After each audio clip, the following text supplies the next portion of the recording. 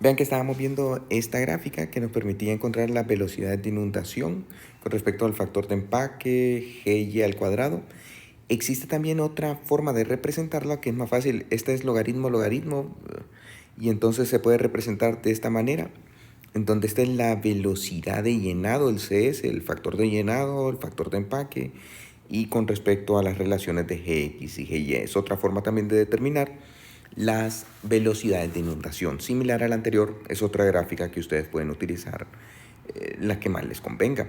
De hecho, aquí en el libro aparecen unos ejemplos, una serie de ejemplos, y entonces les estoy pidiendo que conforme vamos llegando a ellos, los vayan resolviendo. Ya después los ejemplos no los vamos a comentar, pero sí vamos a hacer los problemas del final del capítulo. En los empaques estructurados, las generalizaciones son todavía menos exactas.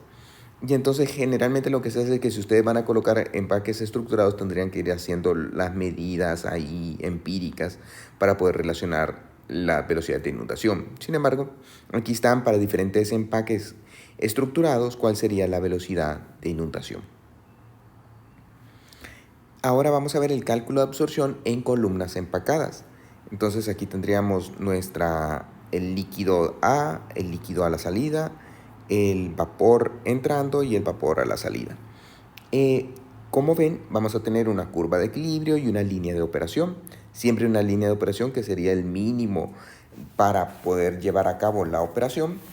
Y recuerden que aquí la situación es que como están empacados, nosotros no vamos a alcanzar el equilibrio en cada uno de los platos, sino que lo que estaríamos sería alcanzando el equilibrio en cada uno de los empaques. Por lo tanto, no va a ser únicamente como en etapas en cada uno de los platos, sino que tendríamos que trazar una integral a lo largo de esta diferencia, de la fuerza que impulsa la transferencia de masa, que sería la distancia que hay entre la línea de operación y la línea de equilibrio.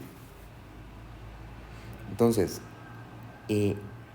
vean que la velocidad de absorción ya la tenemos. Recuerden que R con respecto a la diferencia en fracciones molares del gas es KYA por Y menos Y interfase. Para la fase líquida es KXA por XY menos X.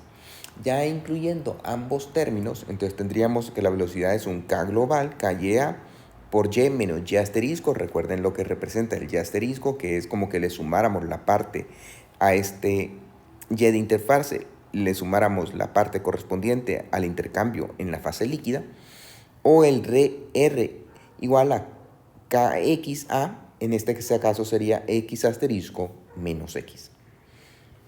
Entonces, vean que como les digo, como ahora vamos a tener nosotros nuestras diferencias entre la línea de operación y la línea de equilibrio instantánea, entonces tendríamos que es una diferencia entre Y X interfase.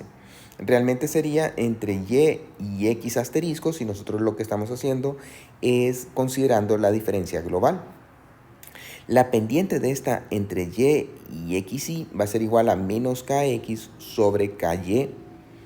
Y entonces esa sería la fuerza que impulsa la transferencia. Este KXA sobre KYA es igual a Y menos Y interfase sobre XY menos X. Entonces ahora para considerar el X en una sola, entonces lo que vamos a hacer es que 1 sobre K global YA va a ser igual a 1 sobre KYA más MKXA. Recuerden este M cómo salía en los términos anteriores, que está relacionado con, sobre todo, el equilibrio, la línea de equilibrio. O expresándolo para una K global en el líquido sería 1 sobre KXA, va a ser igual a 1 sobre KXA más 1 sobre MKY sobre A. Vean que si este término de M es muchísimo mayor, muchísimo mayor que 1, la resistencia controlante va a ser la del líquido. En caso de que sea inferior al 1, la resistencia controlante va a ser la de la fase gaseosa. Es mucho más común que M sea mayor que 1 y que la resistencia controlante sea la fase líquida. Ahora, para calcular la altura de la torre, tenemos que ver que vean que tomando este diferencial de altura, en donde está llegando Y y se está cruzando con X, vamos a tener la altura total de la columna. Estamos a una distancia Z de la salida del gas y estamos entrando aquí por el gas. Entonces, el menos B por el diferencial de Y, el volumen por el diferencial de Y, va a ser igual a KYA.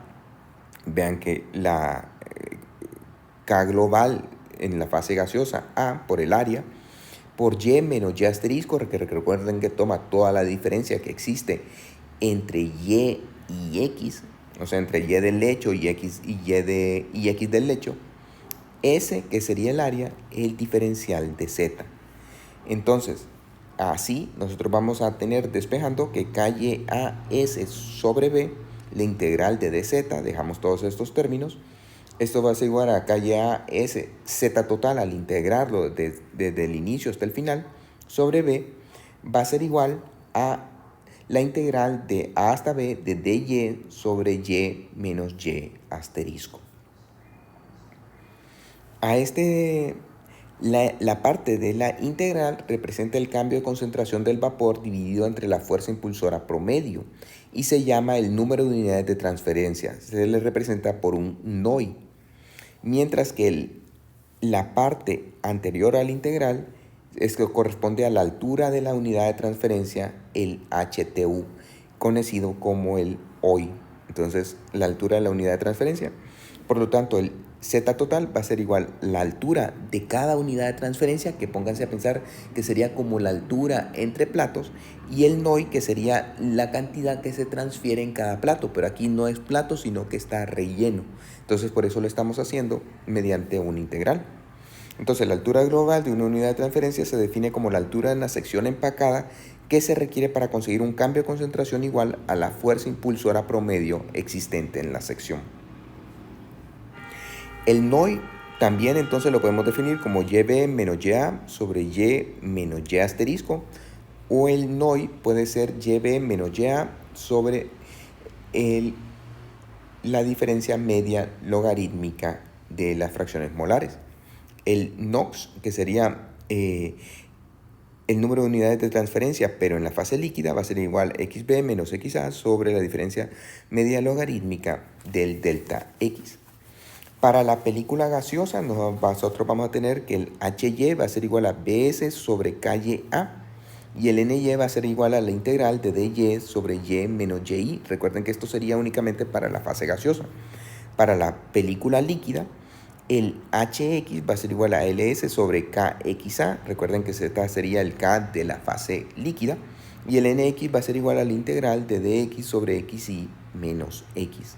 Esta es para la película gaseosa. Para la película líquida, si lo queremos global, entonces el HOI sería B sobre S KYA. Recuerden que este sería el K global.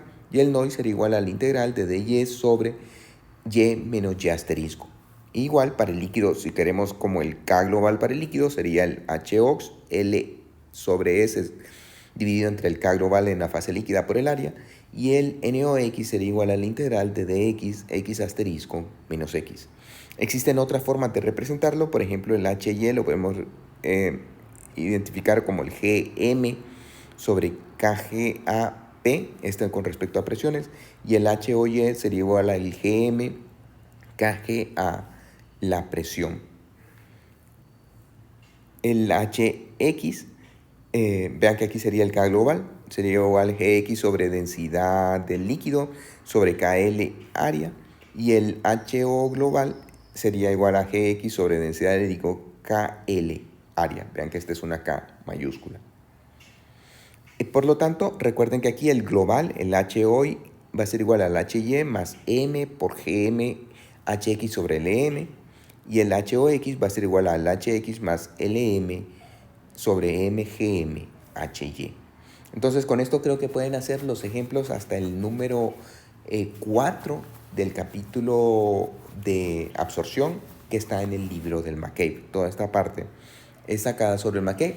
Vean que es complementaria a la parte del Woonkat, en donde el Woonkat lo que hacían eran platos, en el McCabe toman rellenos.